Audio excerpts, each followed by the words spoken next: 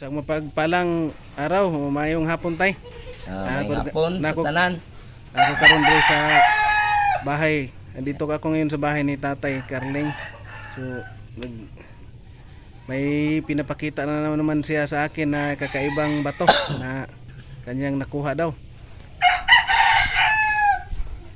Usa na imong nakuha na pud tay nga bato tay? Kini ganiha pa nako ni makita ni sa unang panahon sa Sinuwi pa aduna siya arka. Oh. O nya kini siya bato barko siya nga porma basig mauna ni ang niara ang iyang lubot, niara ang iyang dulong. Dulong niya. O nya iyang tiyan mao ning iyang tiyan. Unya Wag isig barko no? barko gyud siya ang porma niya.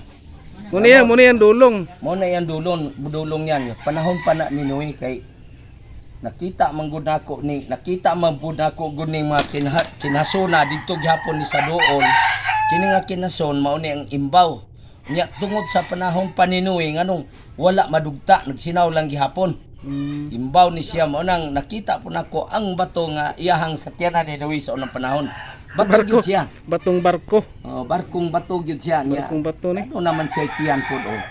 Naganda man po. Ganda na siya. Kasi palo. Naipalo. Muna yang dulong. Kanidri mo yang lubot. Mo na ilubot niya. Lapad siya.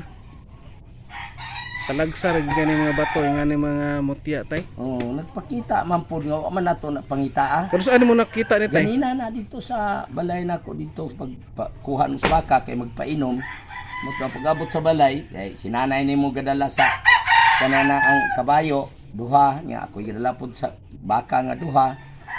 Di po ni makaya, di po ni napansin pag-abot sa balay kung gitan-aw ba ko nga bitin man ni ikog ni sa ibabaw. Di pagbali nako lapad ko ay dili ni bitin abi nako bitin ng galikos ba. Mo sa naglikos sa ubos.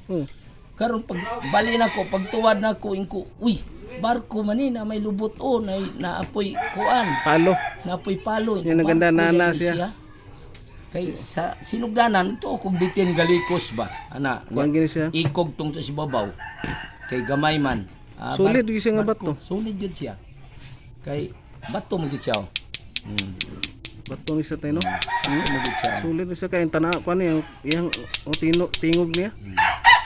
Kakaiba na naman mga kagimat.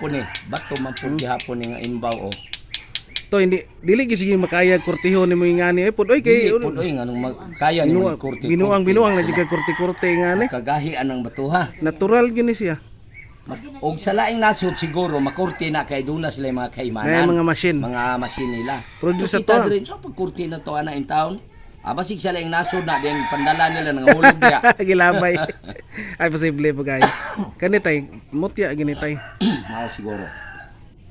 O gini mutya sa kwan. Mutya gini siya kung mamagin sa barko na idulong niya, na ilubot. Ang tiyan niya, plain pod para po plansa. Mura po plansa ang iyang kwan Ako ganing gibutang sa tubig ganahin ko wala basig mulutaw ni no.